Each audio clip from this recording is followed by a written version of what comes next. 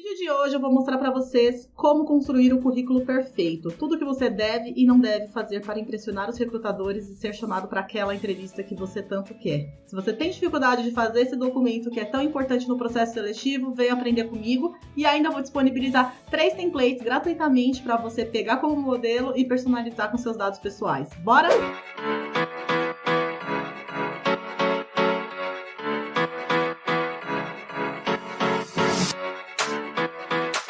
O gato aparece. Tchim! O currículo é um documento personalizável que você manda quando você está interessado em alguma posição que uma empresa divulga, em alguma vaga. É uma oportunidade do recrutador, do entrevistador, poder te conhecer um pouco melhor, as suas experiências passadas e o que você está buscando para o seu futuro. É importante mencionar e ressaltar que o currículo é um documento personalizado, então nada de ficar mandando centenas e centenas de currículos. Todos vocês, eu tenho certeza que conhecem aquela pessoa que fala assim, mas eu nunca consigo uma entrevista de emprego. Provavelmente essa pessoa está panfletando o currículo dela e você não vai ser chamado mesmo para entrevista se você não personalizar e fazer o documento da forma correta. No vídeo de hoje eu vou mostrar para vocês como construir um currículo e disponibilizar 3 templates gratuitos, ok? Vou compartilhar minha tela aqui com vocês. Essa é a pasta que eu vou disponibilizar com os 3 modelos de currículo. Eu vou pegar aqui um dos modelos, os outros seguem o mesmo padrão, faz sentido tudo que eu vou falar para esse modelo, faz sentido para os outros 2, mas vocês escolham conforme o gosto. O que vocês devem fazer quando vocês pegarem esse template de currículo, tá? Primeira coisa, vocês vão criar uma cópia, porque isso aqui é meu documento, então você vai fazer uma cópia, do seu currículo. E aqui você já pode colocar assim, renomear Rita. Se você quiser também fazer o download para o seu computador e abrir no Word, vai funcionar, mas talvez a formatação fique um pouco estranha. Então eu recomendo que você use o Google Drive para conseguir fazer essa substituição. Então, começando aqui essa parte de currículo, um campo muito importante é esse campo de dados pessoais, A primeira coisa que você coloca. E é importante dizer, gente, por uma questão de segurança, não é legal que vocês coloquem muitos dados pessoais. Tem gente que coloca número de CPF, RG, passaporte, tem gente que coloca o endereço completo, coloca o telefone da mãe, do pai. Se esses dados caírem em mãos erradas, pode ser muito ruim, pode ter fraudes no seu nome e também golpes. Tomem cuidado com os dados que vocês colocam no currículo, a gente não sabe nas mãos de quem vai parar. Minha recomendação é, quando você for falar onde você mora, não precisa colocar o seu endereço completo, Você pode colocar a cidade, o estado e a região que você mora. Quando o recrutador olha o seu currículo, ele quer saber mais ou menos onde você mora para saber se é longe ou perto da empresa. Ele não precisa necessariamente saber onde é a sua casa, sabe? Então, você colocando assim o bairro e a região que você mora, já vai ficar claro para o recrutador, essa pessoa mora perto, essa pessoa mora longe. Até porque ninguém é um mapa ambulante, Tenho certeza que o recrutador não vai saber de cor onde fica o nome da sua rua e você vai dar trabalho para ele colocar no Google. Então, coloque a região porque fica muito mais fácil aqui para o recrutador saber onde você está localizado. Do ponto de vista de contatos, aqui coloque um e-mail. Por favor, coloque um e-mail que você use. Eu sei que tem gente que tem aqueles e-mails para cadastrar, receber spam, mas coloque um e-mail que você use. Já cansei de ver gente perdendo o processo seletivo e eu já perdi uma vez, vou confessar, porque eu não fiquei atenta no meu e-mail. Então, fique de olho no e-mail que você coloca no seu currículo. Outra coisa importante do e-mail, não tenha um e-mail engraçadinho, Aquele e-mail assim, a Ritinha, gatinha da Zona Sul de São Paulo. Não tenha, tem um e-mail mais profissional, de preferência seu nome, sobrenome ou alguma coisa parecida com isso. Mas não tem um e-mail engraçadinho ou sexy, porque não vai ficar legal no seu currículo, Não é o melhor lugar para você usar esse tipo de e-mail. E, por fim, você pode colocar o seu site pessoal, caso você tenha um, ou portfólio, para quem trabalha com design, desenvolvimento e outras áreas que necessitam de portfólio. Deixe claro o link do seu portfólio e também um link para o seu LinkedIn, que é basicamente tudo que vai estar no seu currículo, vai estar também no seu LinkedIn, só que aí exposto para todo mundo e você coloca o seu link, direto com a URL ali para clicar. Para o recrutador, se ele quiser dar uma olhada ali no seu currículo no LinkedIn, no que você anda postando, comentando, fazendo no LinkedIn, ele já tenha fácil acesso a essa informação, tá bom? Sempre que você se candidata para uma vaga, você está se candidatando para uma vaga, ou uma área, uma empresa. Por isso que currículo é um documento personalizado. E a partir de agora você vai começar a personalizar o seu currículo.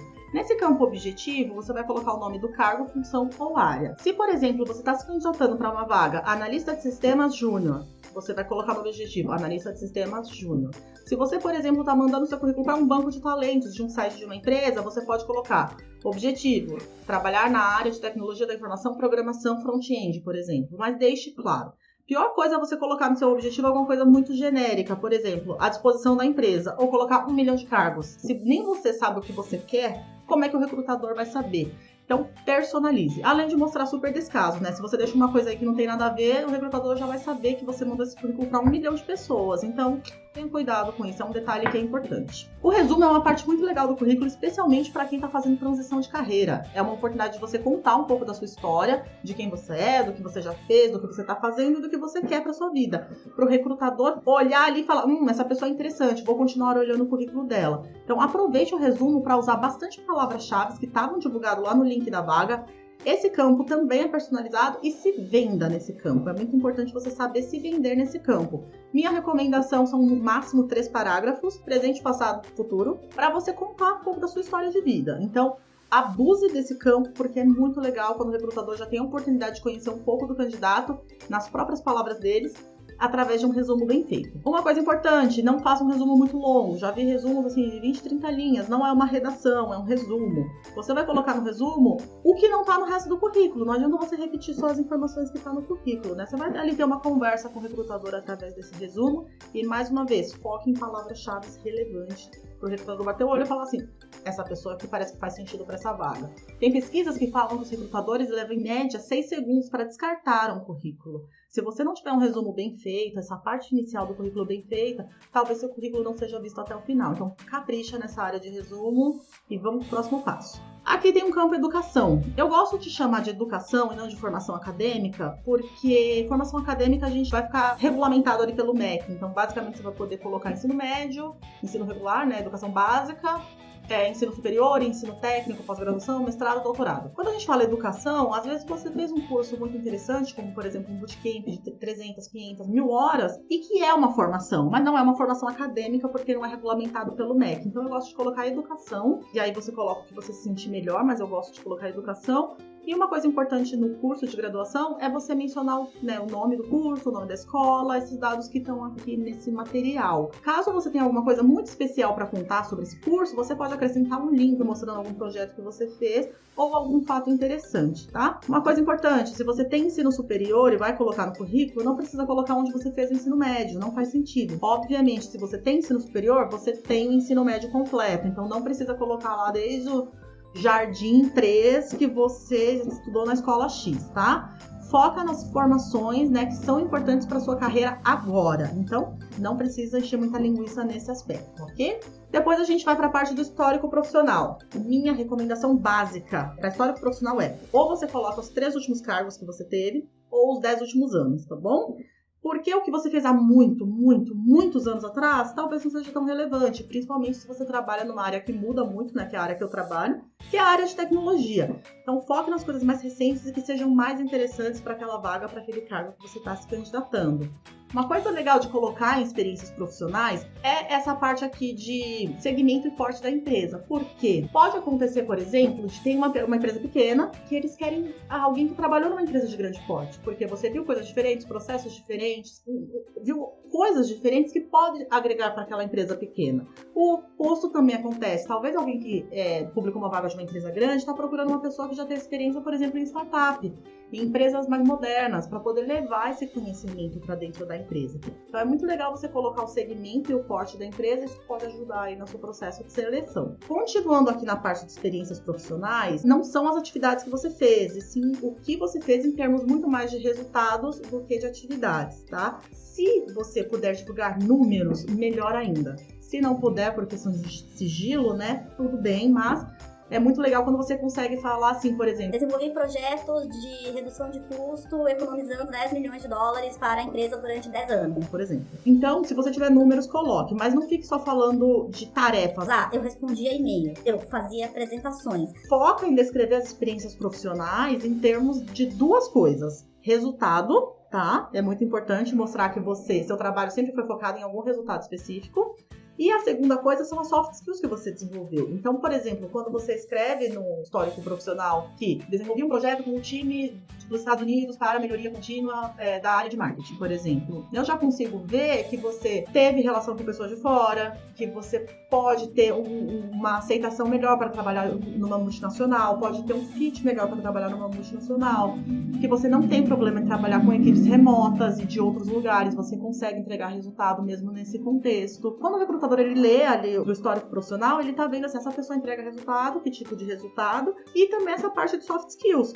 E isso é principalmente importante quando você está fazendo uma transição de carreira, né? Um dia eu posso fazer um vídeo aqui só de currículo para quem está fazendo transição de carreira. Quando você está fazendo transição de carreira, por exemplo, você era arquiteta e agora você vai ser desenvolvedora. Não faz muito sentido você colocar assim, desenvolvi projetos no AutoCAD 3.2. Sei lá, edição de software. Isso não vai ser útil na sua nova carreira como programadora. Mas você, por exemplo, falar, planejei e executei no campo de obra diversos projetos para a segurança do colaborador.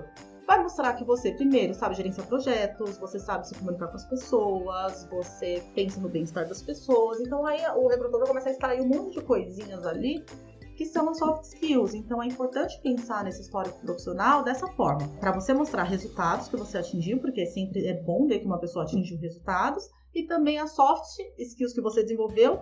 E no caso de você estar pleiteando uma vaga assim, para a mesma área, você obviamente pode colocar as hard skills ali que você aprendeu, porque vai ser relevante para essa nova área, só não é quando é o caso de transição de carreira, tá bom? Idiomas, vamos falar de idiomas. Idiomas é uma questão complexa no currículo, tá? A primeira coisa que eu quero falar para vocês é, não importa onde você aprendeu o idioma ou como você aprendeu o idioma, isso não é muito relevante, só se for uma vaga, sei lá, universitária, que aí você tem que ter um exame para comprovar um certificado, etc. No geral, especificamente quando a gente está falando de idiomas, o que importa é se você sabe falar. Quando as vagas pedem inglês, por exemplo, ela está pedindo inglês falado. Quando é um inglês só para leitura, escrita, geralmente eles colocam inglês técnico, né? Que é um nível diferente do inglês básico, intermediário e avançado. Minha recomendação com relação a idiomas, primeiro, nunca minta.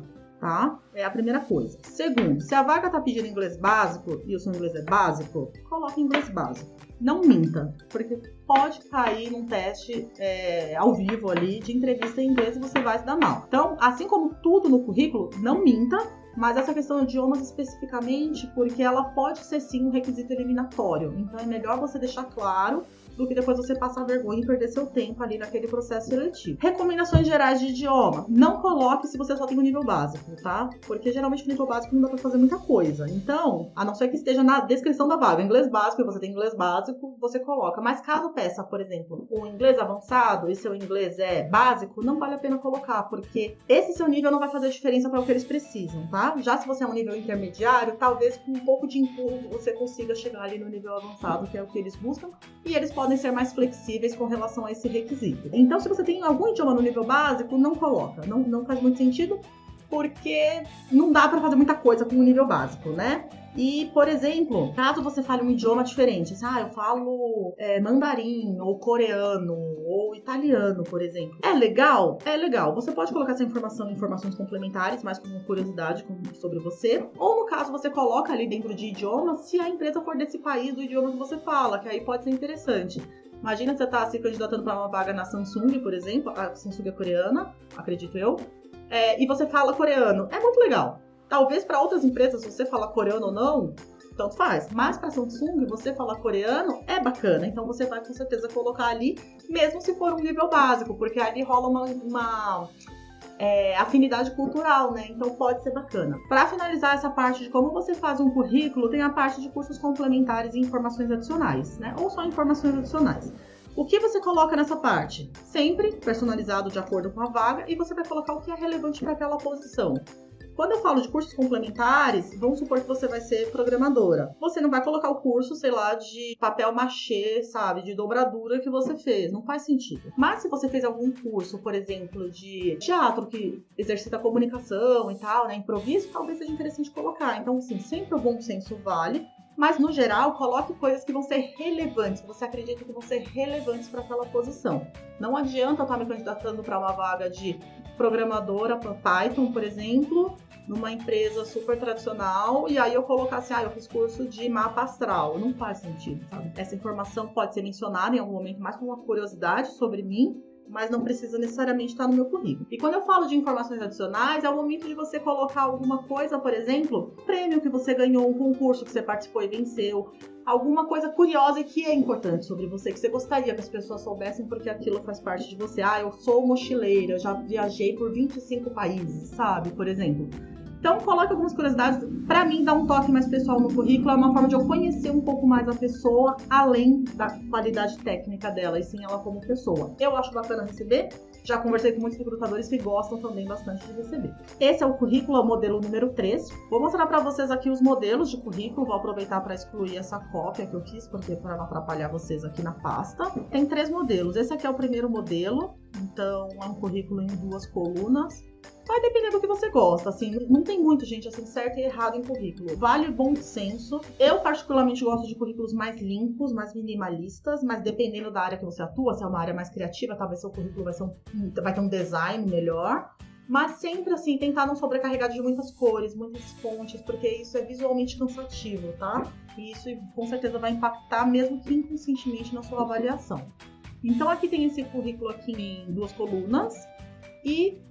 o segundo modelo é esse aqui, tá só em uma coluna, né? Um texto corrido, mas ele já é um pouquinho maior, um pouquinho mais extenso. Recomendo esse modelo número 2 aqui para pessoas que têm mais experiência profissional, tem mais de 10 anos de experiência profissional, talvez seja bacana. E uma coisa importante que eu esqueci de mencionar é tamanho do currículo. Tem muita gente que cai matando, o currículo tem que ser só uma página, só uma página. Adoro quando o currículo tem uma página e dá pra colocar tudo em uma página. Mas se, por exemplo, você é uma pessoa que tem mais de 10 anos de experiência profissional, eu considero muito difícil colocar em uma página e eu considero 2 páginas o aceitável. Mais do que 2 páginas é ousadia. Tipo, quem é você, sabe? Na fila do pão pra ter um currículo de 3 páginas, não precisa. Até porque uma característica importante dos profissionais é ser objetivo, né? Conciso. E você ter um currículo de muitas páginas pode não ser legal e não causar uma primeira boa impressão. Então, minha sugestão nesse caso é tentar fazer o currículo em uma página, se não der, no máximo 2 páginas, tá bom? Que é totalmente aceitável, desde que sejam informações relevantes. Eu já recebi um currículo que eu não tenho certeza, mas tinha 14 ou 17 páginas. E eu fiz questão de perder meu tempo lendo aquele currículo, que eu falei, não, essa pessoa tem que ser muito especial, mas muito especial para ter um currículo tão longo assim. Li. A pessoa colocou, tipo, todos os cursos que ela fez da vida, assim, tipo, Excel 1, digitação, Access, PowerPoint 2008. 14 páginas depois, eu não sabia o que a pessoa queria fazer da vida.